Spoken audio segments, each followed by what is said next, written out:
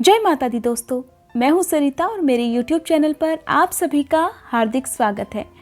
दोस्तों, अगर आप भी पाना चाहते हैं माँ लक्ष्मी का आशीर्वाद, अगर आप भी पाना चाहते हैं अपनी आर्थिक समस्याओं से मुक्ति, तो महानंदा नवमी के दिन माँ लक्ष्मी जी की पूजा आप जरूर कीजिए। माँ लक्ष्मी जी को प्रसन्न करने के लिए आज के दिन आप व्रत जरूर रखिए। और आज के इस वीडियो में मैं आपको बताने वाली हूँ वर्ष 2021 में पड़ने वाले महानंदा नवमी व्रत के बारे में। मैं आपको बताऊंगी महानंदा नवमी का व्रत कब है, किस तरह से पूजा आज के दिन आपको करनी है और कौन सी देवी की पूजा आज के दिन आप कर सकते हैं, जिनका आशीर्वाद पाने से आप अपनी जो भी समस्याएं हैं, जो भी आर्थिक समस्याएं आपके जीवन में हैं, उन सभी से भी मुक्ति आप पा सकते हैं। लेकिन वीडियो शुरू करने से पहले आप सभी से मेरा अनुरोध है कि अगर आप मेरे चैनल पर नए हैं, अगर अभी तक आपने मेरा चैनल सब्सक्राइब नहीं किया है तो चैनल जरूर सब्सक्राइब कर लें, साथ ही बेल आइकन भी प्रेस कर लें ताकि मेरे चैनल पर अपलोड होने वाली वीडियोस की जानकारी आपको सबसे पहले मिल सके। वीडियो अगर आपको पसंद आए तो लाइक करने के बाद कमेंट बॉक्स में जय माँ लक्ष्मी जरूर लिखिएगा। दोस्तों, सबसे पहले सुनते हैं महानंदा नवमी के दिन सुनी जाने वाली व्रत कथा और इसके बाद मैं आपको बताऊंगी पूजा विधि के बारे में।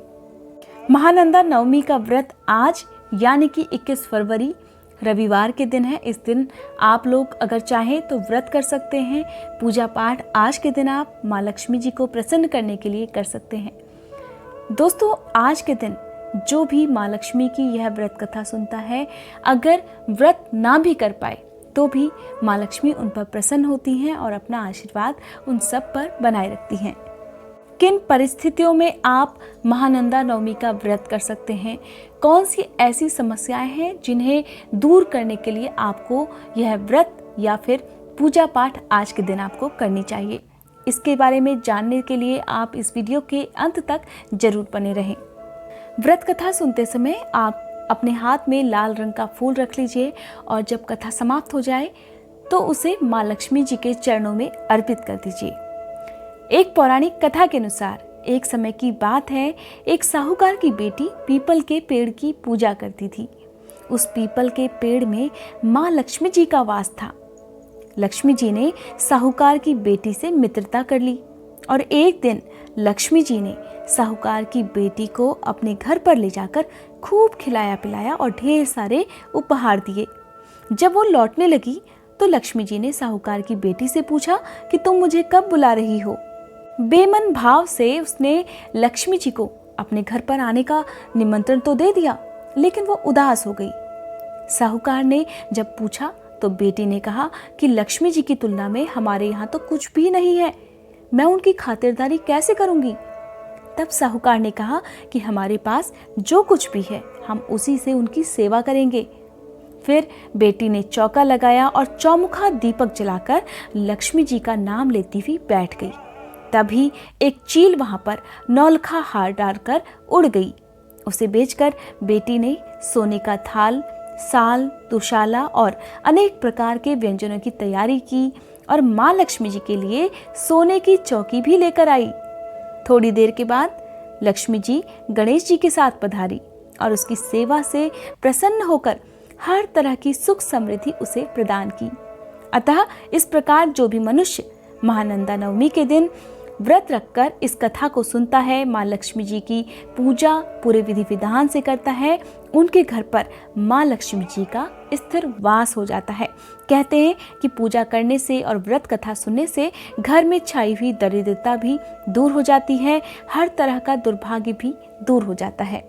दोस्तों, यह थी व्रत कथा। अब जानते हैं कि महानंदा नवमी का व्रत क्या है, किस तरह से पूजा आज के दिन की जाती है और किन लोगों को महानंदा नवमी के दिन पूजा करनी चाहिए। माघ महीने के शुक्ल पक्ष में जब नवमी तिथि पड़ती है तो उस दिन महानंदा नवमी का व्रत किया जाता है और ऐसा माना जाता है कि महानंदा नवमी के दिन व्रत करने से, पूजा पाठ करने से घर के सभी दुख, सभी क्लेश दूर हो जाते हैं और इस व्रत को करने से मनुष्य न केवल भौतिक सुख प्राप्त करता है बल्कि मानसिक सुकून भी उसे मिलता है। अगर आपको ऐसा लगता है कि आपके घर में लक्ष्मी जी नहीं आ रही हैं, लक्ष्मी जी का वास नहीं है, और अगर आपके घर में धन आता तो है लेकिन टिकता नहीं है, अननेसेसरी आपके घर का धन खर्च हो रहा हो, तो ऐसी स्थिति में आप महानंदा नवमी का व्रत जरूर कीजिए। इस व्रत को करने से मन में लक्ष्मी जी का ध्यान करने के बाद आप पूजा कीजिए, व्रत कीजिए, और अगर आप ऐसा करते हैं तो घर में सुख समृद्धि आती है। जो भी धन आप कमाते हैं वो उसका स्थिर वास आपके घर में हो जाता है, अननेसेसरी धन आपका खर्च नहीं होता है। अब आपको एक बात का ध्यान महानंदा नवमी के दिन रखना है। आप ब्रह्म मुहूर्त में उठ जाइए। उठने के बाद आप अपने घर की साफ सफाई कीजिए। झाड़ू जिस समय आप लगाते हैं तो ध्यान रखिए कि जो भी कूड़ा आप इकट्ठा करते हैं उसे आप एक सूपे में इकट्ठा कीजिए। आपको वह कूड़ा अपने घर के डस्टबिन में नहीं डालना है, सूपे में भरकर उसे आप घर के बाहर कहीं भी चौराहे पर या जहाँ पे भी आप कूड़ा डालते हैं बाहर, उस जगह पर जाकर आप फेंक दीजिए। उस दिन का कूड़ा आपको अपने घर पर नहीं रखना है। ठीक वैसे ही जैसे आप दिवाली के दिन अपने घर की साफ सफाई करने के बाद सूपे में भरकर कूड़ा बाहर रखते हैं, उसी तरह से आज के दिन आपको इस नियम का पालन कर लेना चाहिए। हिंदू धर्म में अलक्ष्मी का विसर्जन कहा जाता है। कहते हैं कि जिस घर में गंदगी का वास होता है, साफ सफाई की कमी होती है, ऐसे घर में माँ लक्ष्मी जी कभी भी विराजमान नहीं होती हैं। इसलिए आज के दिन आपको विशेष रूप से ध्यान रखना है अपने घर की साफ सफाई के बारे में। जहाँ पर भी आप पूजा करते हैं उस जगह की अच्छे से साफ सफाई आप कर लीजिए। गंगा जल आप अपने घर में छिड़क लीजिए, मंदिर में आप गंगा जल छिड़क लीजिए। ध्यान आपको इसी बात का रखना है कि जरा सी भी धूल, जरा सी भी गंदगी आपके घर में आज के दिन नहीं होनी चाहिए। क्या चीज़ें आज के दिन आपको करनी है और कैसे पूजा आपको महानंदा नवमी के दिन करनी है। दोस्तों, महानंदा नवमी के दिन पूजा करने का खास विधान है। इस दिन आप पहले से ही अपने घर की साफ सफाई कर सकते हैं। जिस तरह से आप दिवाली की सफाई करते हैं, अगर आप उस तरह से करेंगे तो बहुत अच्छा है। नहीं तो आप एक दिन पहले घर की साफ सफाई कर लीजिए, और नवमी के दिन यानी कि महानंदा नवमी के दिन मंदिर में आप अपने घर के जो भी आपने स्थापित की हुई मूर्ति अगर है, चाहे तो आप माँ लक्ष्मी जी की मूर्ति स्थापित कर लीजिए या फिर तस्वीर की पूजा आप कर लीजिए। एक चौकी पर लाल रंग का कपड़ा बिछाइए और उसके ऊपर प्रतिमा या फिर तस्वीर स्थापित कीजिए। फिर एक बड़ा दीपक जिसे आपको चौमुखा रखना है, यानी कि 4 रुई की बत्ती उसमें जलाकर आपको रखनी है, और अखंड दीपक आज के दिन आपको जरूर जलाना है। ध्यान रहे कि रात भर दिया जलता रहना चाहिए।